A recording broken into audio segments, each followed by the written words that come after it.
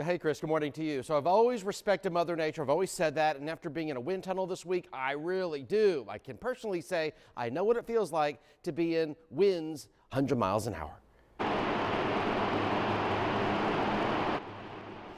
Well, you're looking at video from the wind tunnel at Modine Manufacturing in Racine. The good folks at Modine test cars, motorcycles, and trucks at very high wind speeds. By putting as much pressure on the engines as possible, they can test true power.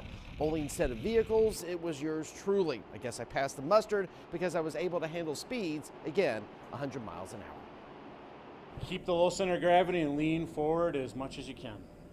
It hurt. I mean, I felt pebbles and dirt hitting my arms. It's just like if you're going down the highway or the road and you hold your hand out the window and a bug or anything else were to hit you. So that's what we're simulating here. We're trying to simulate that real world condition inside of a tunnel.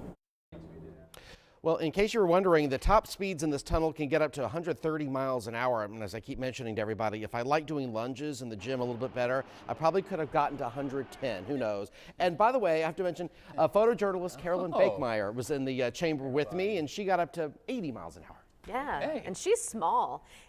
You were saying the big thing about this, Michael, is you could feel just the tiniest thing. So imagine if there's debris everywhere in a tornado. I mean, and you can't see anything, and it's so, I hate to be very graphic, but to get impaled is so easy in a situation like that. You have the full gear on, you have the helmet on, and And I have to give you props too.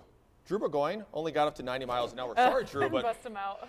Michael got you. I have a lower center of gravity, much lower, so maybe that's what look at helped. that. I'm trying to give him a little bit of kudos. Smart, You Michael. appear so calm too, as you're kind of leaning over. Okay. You can't see his face in I that should helmet. know can you? better. Glad those jeans didn't go flying off. Yeah.